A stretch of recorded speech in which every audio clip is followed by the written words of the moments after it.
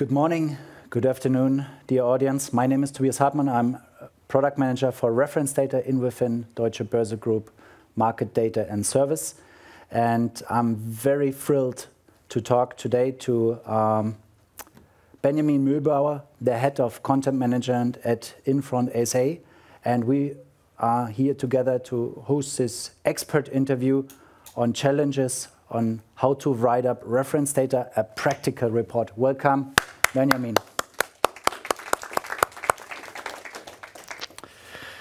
So, hello, Benjamin. Nice that you have some time for us today. Could you briefly explain to our listeners what your role as head of content looks like and who Infront is? Yeah, sure. Hi, Toby. First and foremost, thanks a lot for the invitation.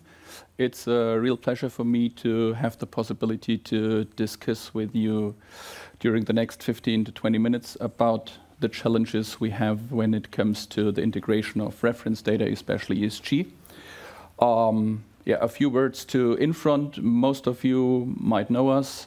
Some of you might know us under our previous name, VWD. And for those of you who do not know us, we are a data vendor, a financial data and software expert with a strong focus on wealth and trade tech. Our platform is tailored for the modern financial expert, and we are offering a comprehensive suite of tools that spans real-time market data, reference data, advanced analytics, intuitive trading functionalities, regulatory solutions, etc. That's basically what we are doing. What is my role at Infront? As introduced by you, I'm the head of content, and within this role, I'm leading a team of specialists across Europe, major part based here in Frankfurt, but I have also colleagues working from Milan and Stockholm. What are we responsible for? What am I responsible for? First, this is the content strategy development. I have to make sure that this is aligned with our overall vision and mission. We take care about data quality and data accuracy, modern technology integration to optimize our efficiency and the user experience. And last but not least, market intelligence. We need to and want to stay informed to ensure that our platform remains at the forefront of the industry. Many thanks for the wrap up. So for the one who don't know, I believe the Vereinte Wirtschaftsnachrichtendienst is one of the second oldest vendors, data aggregators at least in Europe, right? You started in 1949, something like this? Something like this, end of the 40s, beginning of 50s, yes. So like more than 70 years of history. We have invited today, so I'm glad about this. In the next few minutes, I would like to talk to you about the challenges of integrating new types of market data or let's say reference data. For example, what were your specific timings when you're integrating ESG data? The fields for ratings are probably not usable, right? No, they are not. In fact, the major topic we had was the lack of standardization. We heard that before in this talk about the on and off-chain crypto talk. We face exactly the same topic here when it comes to ESG. And because of this lack of standardization, we decided that first we do a deep, in-depth research to understand what is the data that possible providers provide, how is it exactly interpreted, what are the formats the providers offer, and so on. We invested quite a lot of time in that. And on the other hand, together with our product and sales team, we made some case studies. What are our customer needs, and what do we want and need to present to our customers to help them in doing their business. When we have finished this, we started to go into discussions with our partner. This was mainly here Clarity, to even discuss further about specific details of their data, about their data formats. What do they suggest we should present to our users, to the customers? And that took quite some time to get here a real deep understanding of the data. After that, we decided on certain data points we want to offer. This is on the environmental side. This was carbon emissions, energy usage, and water management. On the social front, we decided on diversity at work, fair labor policies, and how companies respect human rights. And the government's part should include executive pay, board structure, and overall governance policies.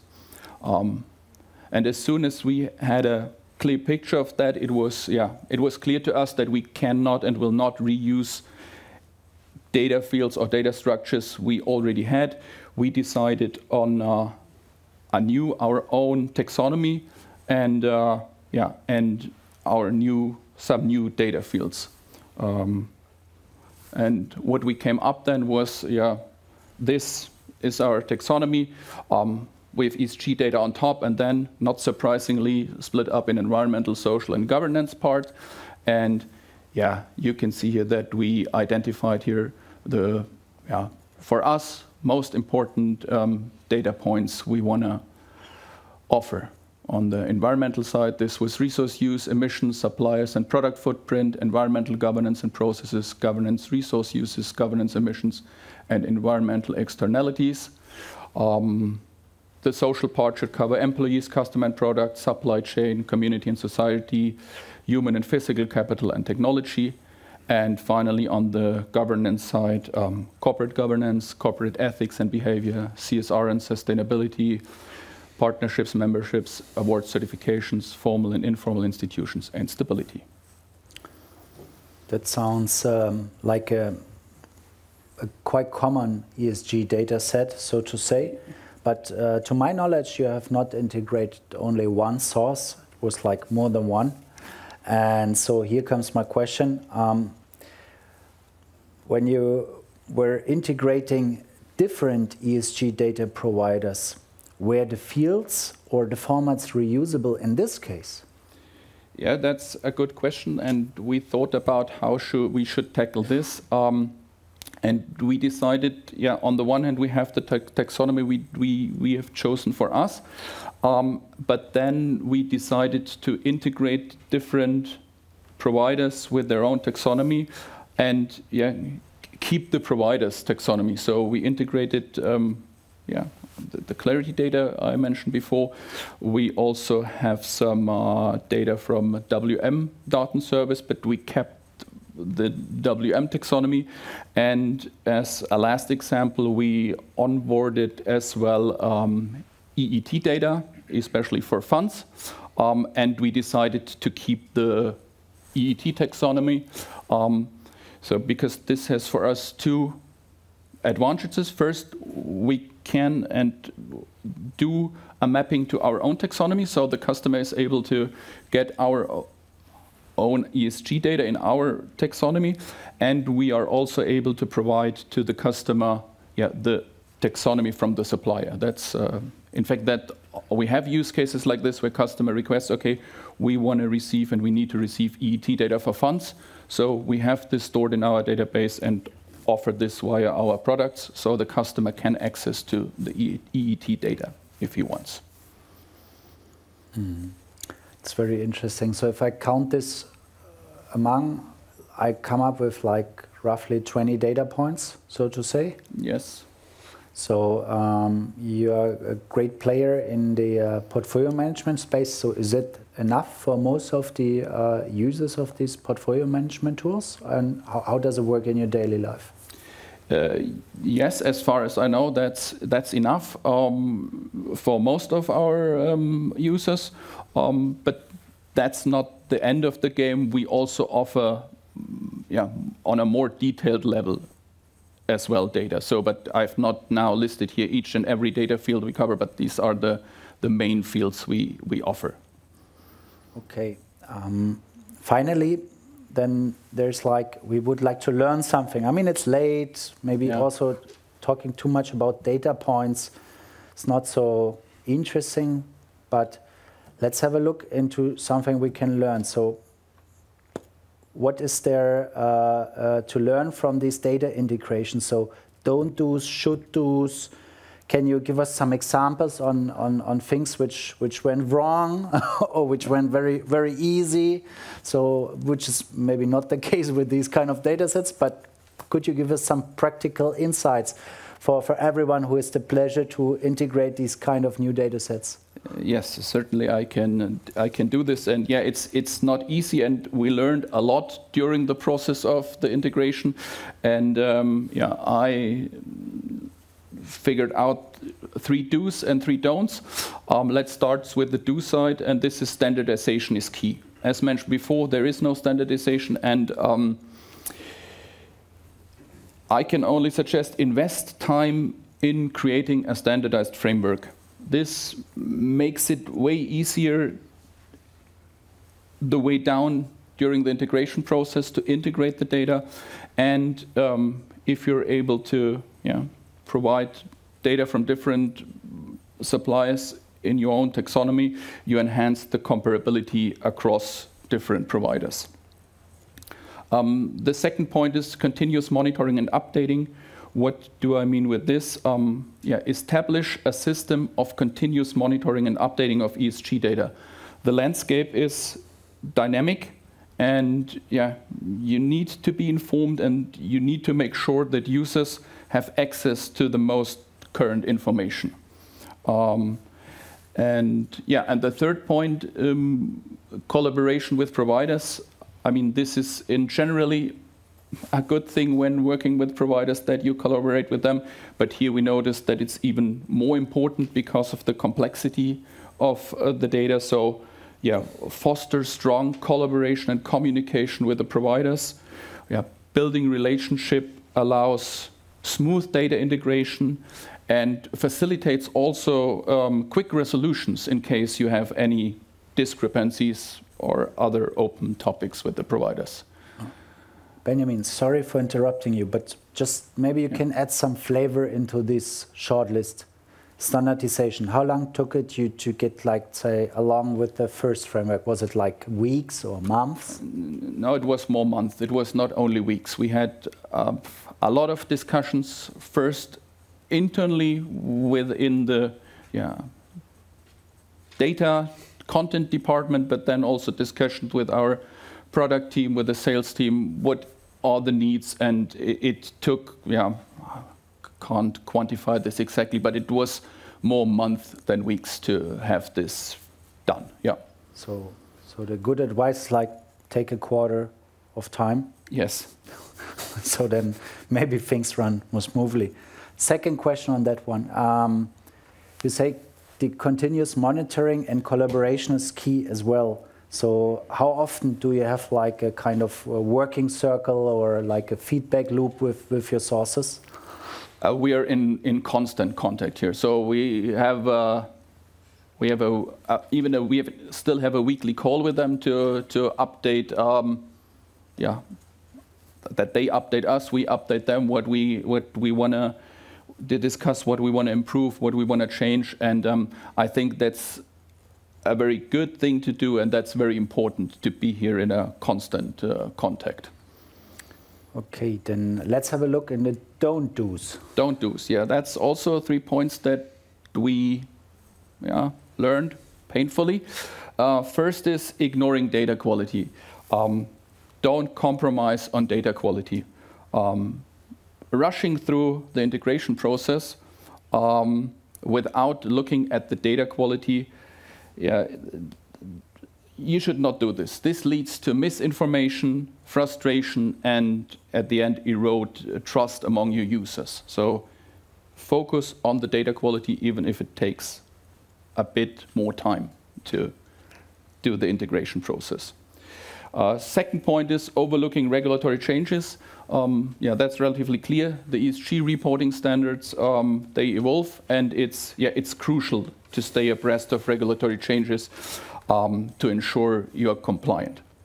And yeah, and last point, and yeah, maybe one of the points we had a lot of pain with is underestimate training needs. Do not underestimate the importance of training your team. We learned if you have a well-trained team, we are working in a complex environment, complex methodologies, complex data, and with a well-trained team, you can make sure that the data you present, you provide to the customer is integrated in an accurate way. So maybe you can provide us some insight, at least from this German or DACH region perspective, on how you follow up all these regulatory sources. So are you a member in some working groups, or can you name them, or can you give us some examples? Yes, we are in some working groups. Can't tell you exactly now where we are taking part in, but from let's say from my team, we have colleagues involved in this informational circles, but also from product side and to some parts also from the sales organization. They are always aware. I mean, they are in contact with the clients, and the clients often also know relatively early in the process that there will be regulatory changes, which we have to take care of as well. Yeah. Are you able to quantify a little bit the time it took to train your team and, let's say, the sales force? Yeah, this was also at the end more months than weeks. This was, as I mentioned before, that was really painful. In my team, we have specialists now dealing with ESG data, and the same holds true for the product and sales side. And we had internal workshops. We had workshops with our partners to onboard the colleagues and make them understand the complexity of the data, what exactly the data is telling us. And this took several weeks, several workshops until we've done is not the correct wording, until we reached the current status. There is that's not the end of the game. There will be further workshops going on. I see, Benjamin. Many thanks for this nice wrap up. I think we have less than 2.5 minutes left, so let's see whether we have any questions from the audience. No, it's late. I've actually got. Yeah. Thought you were going to get away with it tonight. I want to have a question, just very briefly. The last two sessions, we realised just how broad ESG is, how many data points, data sources, etc. That data providers, ESG data providers need to consider. So my question to you then, Benjamin, is are there any ESG data sources that are especially difficult to capture within your database? And if so, can you just kind of give us an idea of which data sources and why? I'd say it's not a single data source that it's complicated, but it's more the lack of standardization or the differences between the data sources that makes it difficult. Personally, that's my personal opinion, is that EET data is very complicated because usually I have a picture in mind about how data should belong together, how it works together, but there with the EET template you have can't remember, 250, 300 data points, something like this, and my brain is not able to create a clear picture of how these points belong together. So that makes it a puzzle for myself to understand this. Yeah. Good. Thank you. You're welcome. So I think then maybe the last thing, what do you think is which ESG data source is most common or mostly used in German market, let's say for the last 40 seconds?